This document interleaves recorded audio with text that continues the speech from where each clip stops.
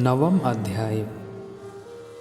तं श्रीमत्कृष्णचैतन्यदेवं वन्दे जगद्गुरुं यस्यानुकम्पया स्वापि महाद्वीं संस्तृत सुखम। जिनकी कृपा प्राप्त करके एक कुकुर अर्थात कुत्ता भी महासागर को पार करने में समर्थ हो जाता है, उन जगत गुरु श्री कृष्ण चैतन्य देव की मैं वंदना करता हूँ। जय जय श्री कृष्ण चैतन्य गौरचंद्र, जय जय अद्वैत, जय जय नित्यानंद।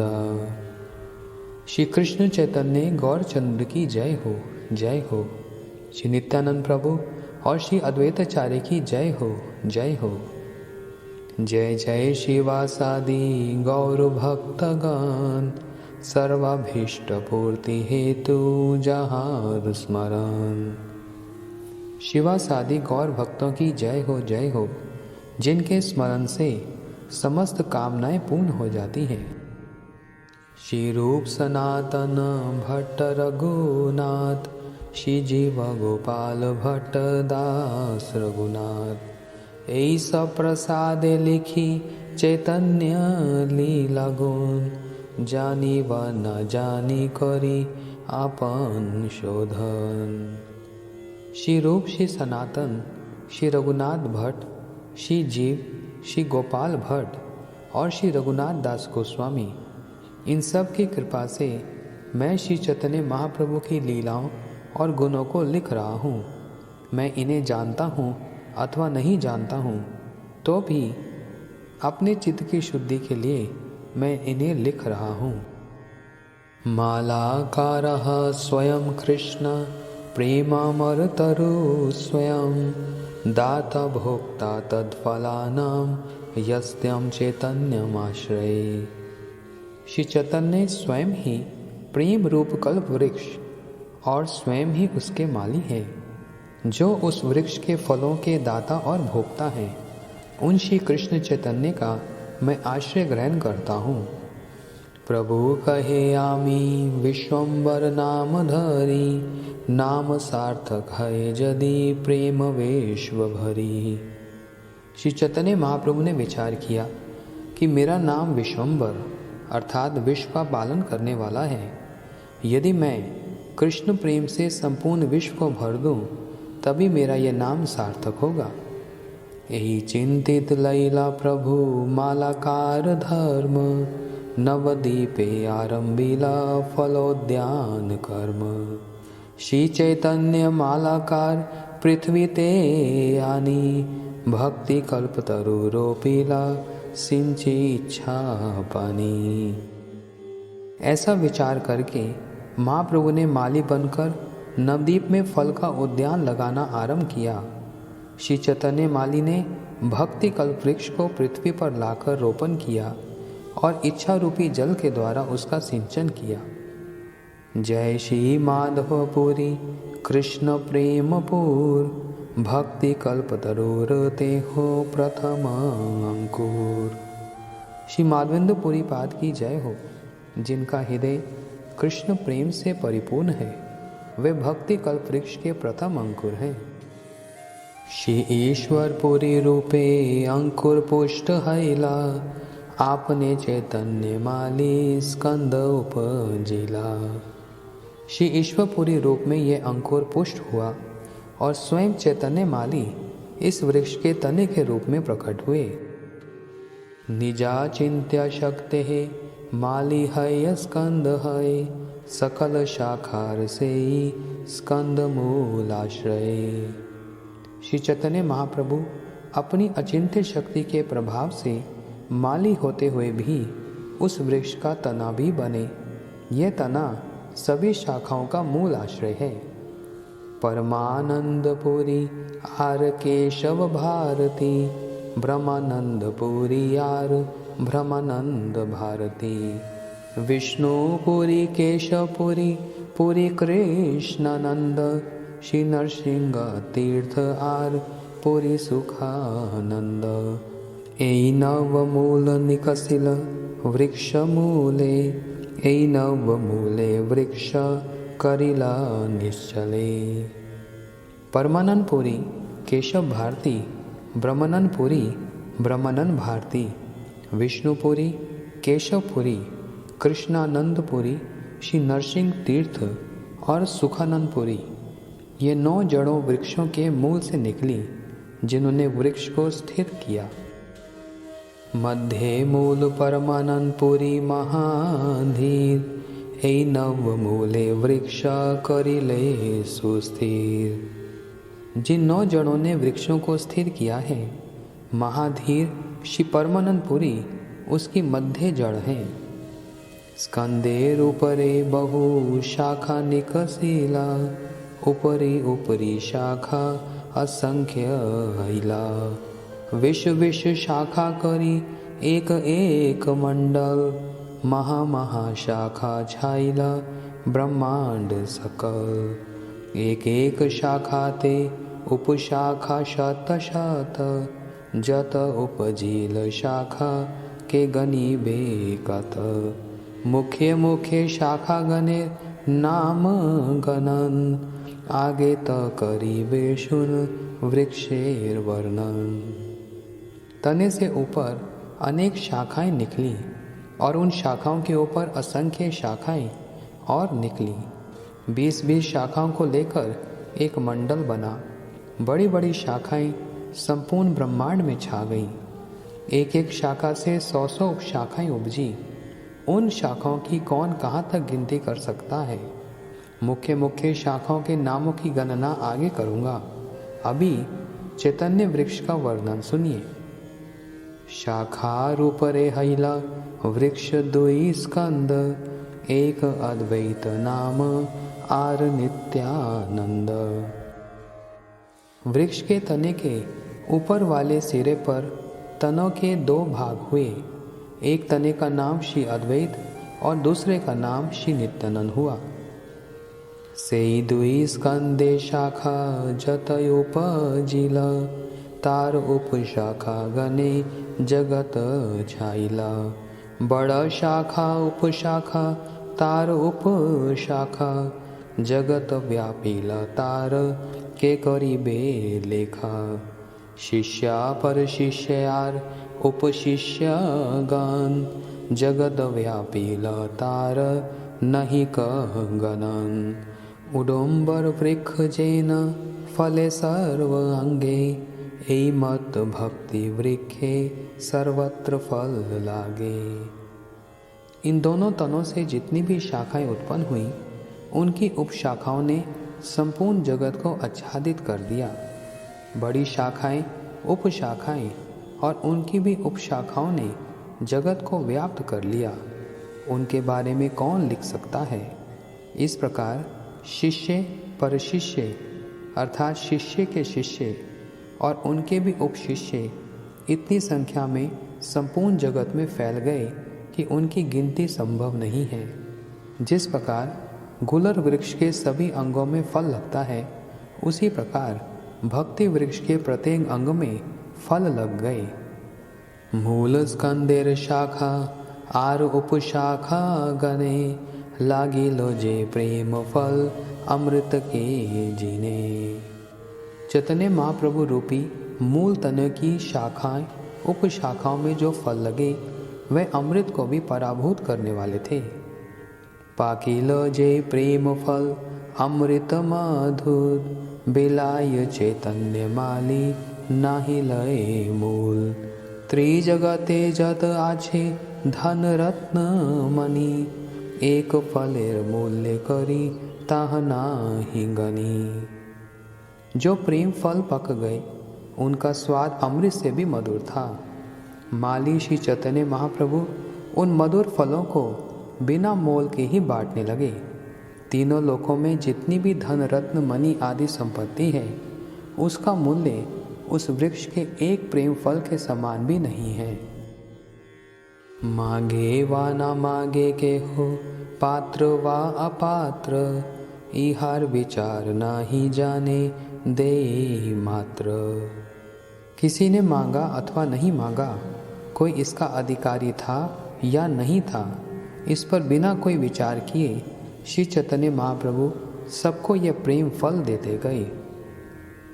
अंजलि अंजलि भरी फेले चतुर्दिशे, दरिद्र कुड़ाय खाए मालाकार हासे। महाप्रभु अंजलि भर भर कर प्रेम फल को चारों ओर फेंकने लगे। दरिद्र अर्थात साधन भजन अथवा प्रेम रूपी धन से विहीन लोग उन्हें उठा उठा कर खाने लगे, तो श्री चैतन्य माली उनको देखकर हंसने लगे। मालाकार कहे सुन वृक्ष परिवार, मूल शाखा उपशाखा जतेक प्रकार। अलौकिक वृक्ष करे सर्वेन्द्रिय कर्म, स्थावर हैया धरे जंगमेर धर्म। ए वृक्षेर अंग है सब सचेतन, बाड़िया व्यापीला सबे सकल भुवन। माली कहने लगे, वृक्ष के परिवार की मूल शाखाओं उप शाखाओं सब सुनो। यह भक्ति वृक्ष अलौकिक है। ये सभी इंद्रियों से दूसरी इंद्रियों के कार्य करने में सक्षम है और स्थावर होते हुए भी इसने जड़म के धर्म को अपनाया हुआ है। इस वृक्ष के समस्त अंग चेतन हैं, जो फैलकर समस्त जगत में व्याप्त हो गए हैं। एकला मालाकारामी कहाँ कहाँ जाब, एकला वाकत फल पड़िया बिलाबो। एकला उठाइया दीते हाय परिश्रम, केहो पाए केहो ना पाए रहे माने भ्रम। अतएव आमी आज्ञा दिलु सबा कारे, जहाँ तहाँ प्रेम फल देहो जारे तारे। एकला मालाकारामी कत फल खाव, ना दिया वा हे फल आर की करिबो। आत्मा इच्छा मृते वृक्ष सिंचे निरंतर, तहाँ ते असंख्य फल वृक्षेर ऊपर। मैं माली अकेला कहाँ कहाँ जा सकता हूँ और कितने फलों को तोड़कर बांट सकता हूँ। मुझ अकेले को फल उठाने में बहुत परिश्रम हो रहा है। उस पर भी किसे मिला और किसे नहीं मिला, यह भ्रम मेरे मन में रह जाता है। इसलिए मैं सबको आज्ञा देता हूँ कि जहाँ तहाँ जिस किसी को भी यह प्रेम फल प्रदान करो। मैं अकेला माली कितने फल खा सकता हूँ? यदि इन्हें नहीं बांटूंगा तो इन फलों का मैं क्या करूँगा? मैं अपनी इच्छा रूपी अमृत के द्वारा इस वृक्ष को निरंतर सींचता हूँ, इसलिए इसके ऊपर असंख्य फल लगे हैं। अतएव सब फल देह जारे तारे, खाइया हौक लोक अजर अमरे। इसलिए इन सब प्रेम फलों को जहाँ तहाँ सभी को प्रदान करो, जिससे वे इसे खाकर अजर अमर हो जाएं।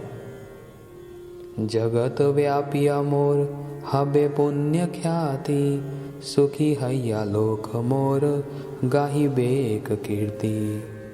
जगत को प्रेम वितरण करने से संपूर्ण जगत में मेरी ख्याति होगी और लोग सुखी होकर मेरी कीर्ति का गान करेंगे।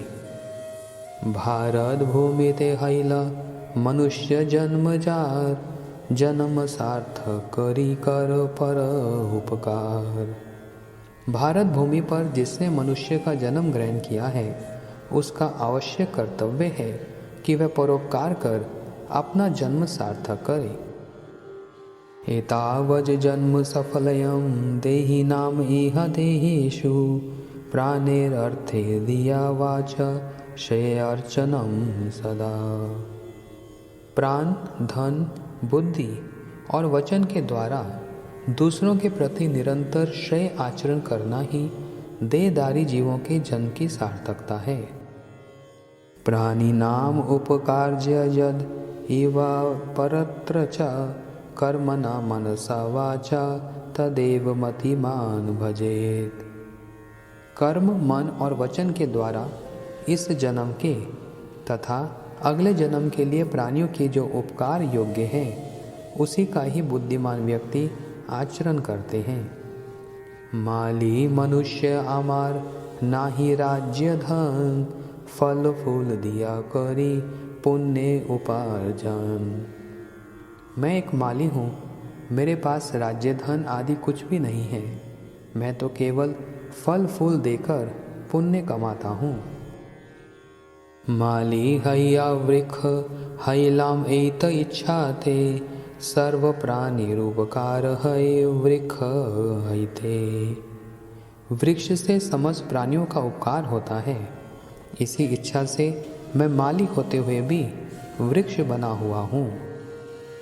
अहो एषां वरम जन्म सर्व प्राण उपजीविनम, सुजन्यस्यैव येषां वै विमुख यान्ति नार्थुनः।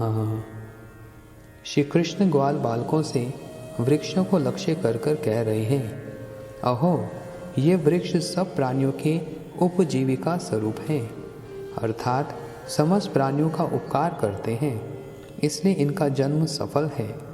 इनके निकट आकर कोई भी याचक विमुख होकर नहीं लौटता। ये सब सुजन गण की भांति व्यवहार करते हैं। एई आज्ञा कैला यदि चैतन्य मालकार, परम आनंद पाइला वृक्ष परिवार। जब श्री चैतन्य माली ने यह आज्ञा प्रदान की तो वृक्ष परिवार अर्थात महाप्रभु के पार्षद परम आनंदित हुए। जय जहाँ तहाँ दान करे प्रेम फल, फला स्वादे मत लोक हैला सकल। महामादक प्रेम फल पेट भरी खाए, मातिलो सकल लोक हासे नाचे गाए। केहो गड़ा गड़ी जाए केहो ताहुंकार, देखी आनंदित हैया हासे मालकार। फिर वे जहाँ तहाँ प्रेम फल प्रदान करने लगे, जिसका आस्वादन कर सभी लोग प्रेमोन्मत्त हो उठे। महामत करने वाले उस प्रेम फल को पेट भर खाकर सभी लोग मतवालों की भांति हंसने नाचने गाने लगे। कोई भूमि पर लोटपोट होने लगे तो कोई हुंकार करने लगे।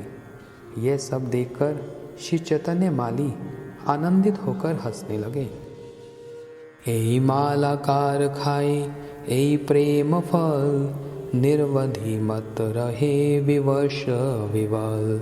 सर्वलोके मत कैला आपन समान, प्रेमे मत लोक बिना नाही देखियान।